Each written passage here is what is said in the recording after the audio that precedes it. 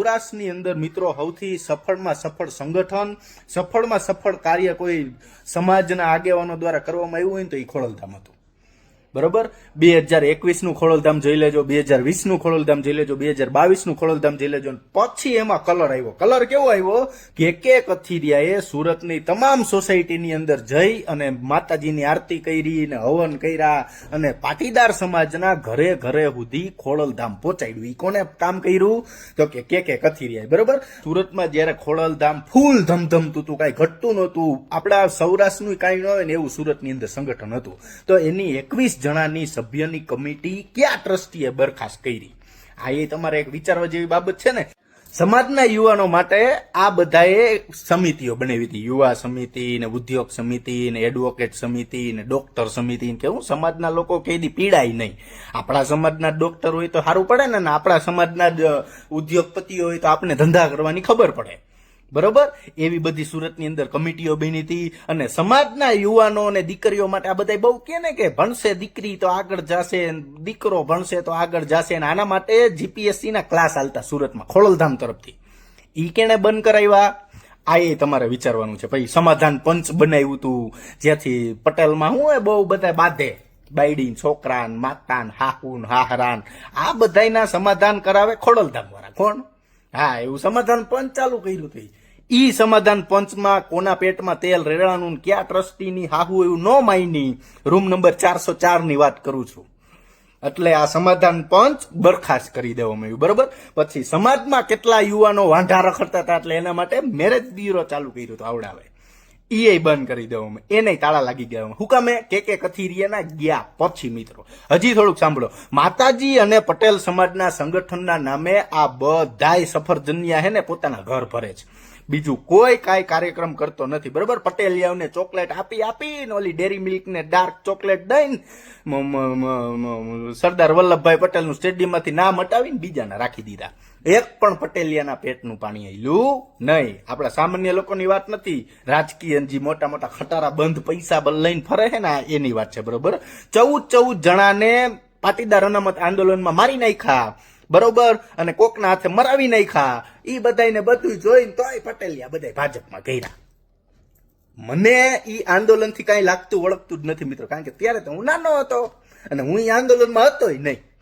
બરોબર, એટલે આ 14 જણાનો આરોપ છે ને એ બધે તમારા ઉપર લાગે, અમારા ઉપર નહીં. બરોબર, એટલે ઈ તમે સમાજની સીડી કરીને તમે ઉપર ચડ્યા, ઈ તમારે યાદ રાખવું જોઈએ. હવે આવી જાય પાછા આપણે કે કથિરિયા ઉપર.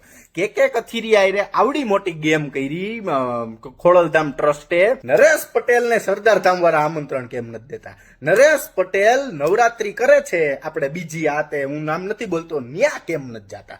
સરદારધામ વાળા ખોડલધામ હુકમ નથી આવતા, ખોડલધામ વાળા સરદારધામ હુકમ નથી જાતા. હા, કોકની દીકરીઓના લગ્ન હોય ને ન્યા જવાનું થાય, બાકી સરદારધામમાં જવાનું થાય નહીં. નીકળે ને રથ લઈને પૈસા ઉઘરાવા, પૈસા દિયો મંદિર બનાવવા, કેન્સર હોસ્પિટલ બનાવીને બાપના સમજો કોઈ દી એમાં કોઈ હરખાય સારવાર લઈને કે મફતમાં કોઈ કમ્પ્લીટ કરીને ગયું હોય તો. સમાજ બનાવ્યો સોમનાથ, કતરું ભાડું હોય ખબર તમને? 1819 રૂપિયા. સમાજ બનાવ્યો દ્વારકા, કતરું ભાડું હોય ખબર તમને? એટલે એટલું તો 3 સ્ટાર 4 સ્ટાર હોટલમાં આપે છે. તો તમે સમાજને શું તમે આપ્યું હે?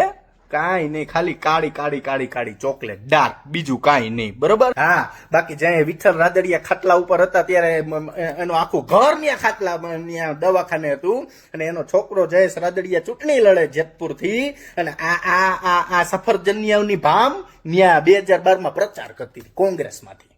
તો આ તમે સમાજની વિરુદ્ધ નતા ગયા હે? આ તમારે જનતાને આદેશ આપવો જોઈએ. તી પછી હું તમને આ નીચે તમે ફોટો જોવો, પાટીદાર સમાજના નામે સ્વાર્થ સાધનારાઓ સાવધાન. બેઠકમાં સહિતના પાટીદાર આંદોલનકારીઓ જોડાણા. બરોબર, આવી બધી એને બેઠક કરી. બરોબર, પછી તમે આ ફોટો જુઓ. આની અંદર મિત્રો તમે ઝૂમ કરશો એટલે તમને ખબર પડશે કે ગૌરવવંતા ભૂમિદાતા સરદારધામની અંદર જે હમણાં સંકુલ કરવામાં આવ્યું ઉદઘાટનને અંતર, એની અંદર આ ભૂમિદાતાને તમે નામ ટીક કરી લેજો. બરોબર, તે પછી પાછા આપણે આવી જઈએ અભિવાદન સમારોહ. આ તમે પોસ્ટ જુઓ. આ પોસ્ટની અંદર તમે એક પ્રતિષ્ઠિત નાગરિક જોતા હશો. ખોડલધામ ટ્રસ્ટમાં પેલા હતા, બરોબર, પછી રાજકોટ થી એમએલએ બન્યા રમેશ ટીલાડા. રમેશ ટીલાળાને ભારતીય જનતા પાર્ટી તરફથી સરદારધામમાં આમંત્રણ હતું કે સમાજ તરફથી સરદારધામમાં આમંત્રણ હતું? અહીંયા તો રમેશ ટીલાળા દેખાણા, બાજુમાં ગગજી સુતરિયા હોત દેખાણા.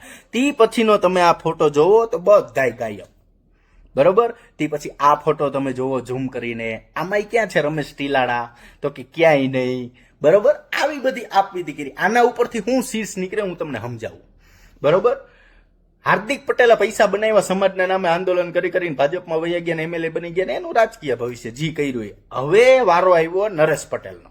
નરેશ પટેલે જેટલી જમીનો લીધી, જેટલા સંકુલ ખોલશે, કાગવડની અંદર કૃષિ યુનિવર્સિટીનું ચકાસણી લેબ થવાની હતી, થઈ ના રે ના.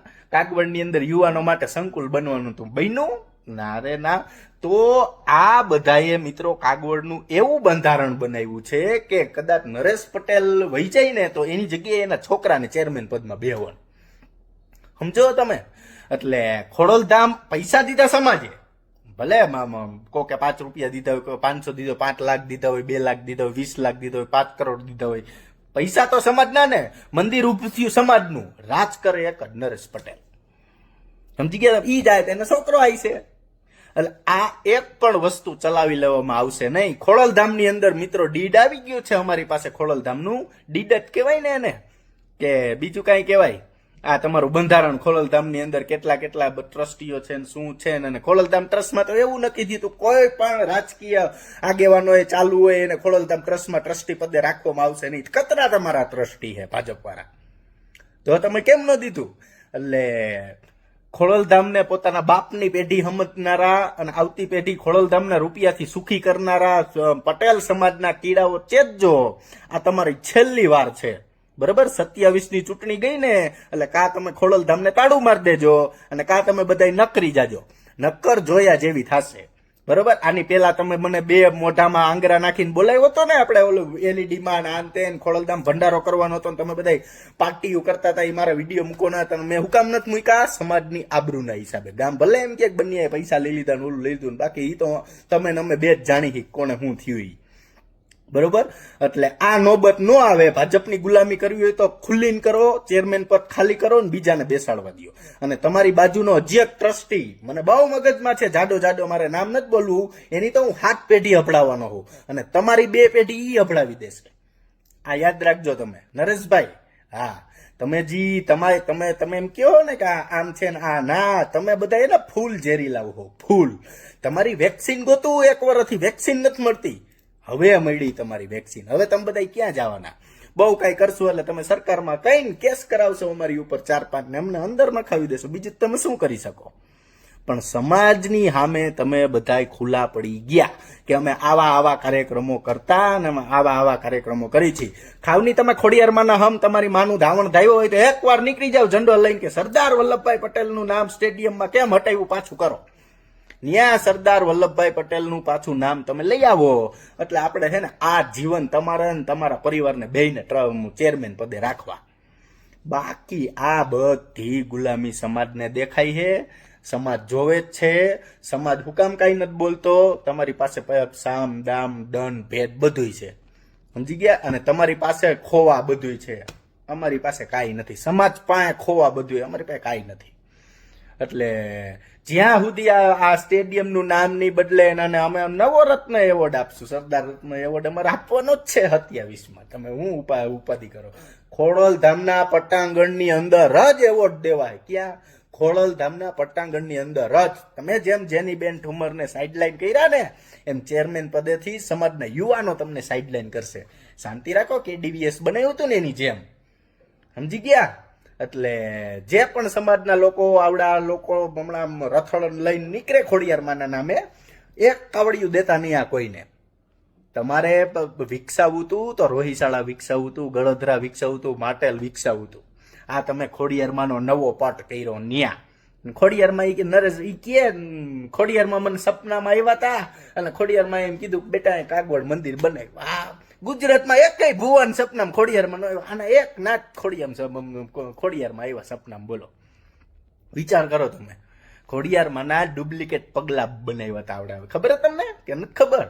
આ પગલાની છાપું પાડી હતી ને સંપત્તિ ફોટા પાડીને મીડિયમ વાયરલ કર્યા અને આવડા બધાએ મીડિયામાં એવું કીધું કે જો કાગવડની પ્રાણ પ્રતિષ્ઠા વખતે ખોડિયારમાં સાક્ષાત આવ્યા. આવા બધાને અંધશ્રદ્ધામાં ભેળવા કેમ ગયા ઓલો વિજ્ઞાન જાથાવાળો? જાનિયા ખબર પડે ન્યા કોઈને જાવું નથી, ન્યા કોઈને બોલવું નથી, સાચું બોલો એટલે કડવું લાગે. સમજી ગયા ને? અત્યારે ખોડલધામ મિત્ર માઇનસમાં લે. કેમાં માઇનસમાં? તો એટલે તો રેકડો લઈને ફંડ ઉકરાવા નકરી પડ્યા. બાકી એને બીજું કઈ નથી. આને પૈસા ઘટે ને એટલે આ નવું શિલા ઉદઘાટન કરશે. આ તમારે યાદ રાખવાનું.